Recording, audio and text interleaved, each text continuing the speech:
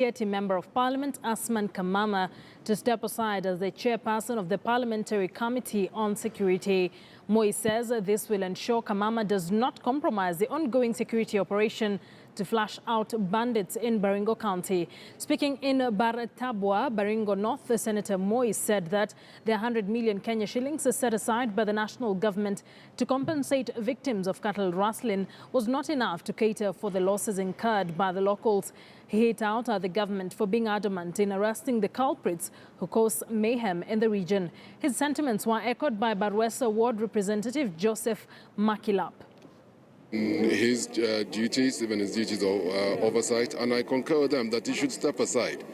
And it's because it brought a lot of issues of conflict and conflict of interest. So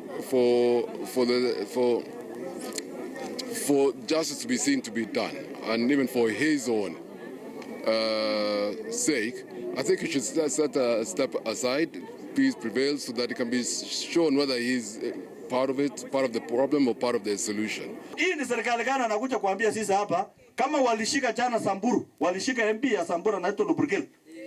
Na hawa wenzetu hapa walienda kuua mzungu kwa shamba yako huko Laikipia, ile inaitwa ranch. Akaua mzungu moja, lakini serikali ameshika Pokot 379. Iko pale inaitwa Rumuruti. Pokot 379 na wekwa ndani, mzungu moja alikufa. Cheleken alikufa na walimu walikufa na wananchi walikufa, hakuna mtu alishikwa hata moja.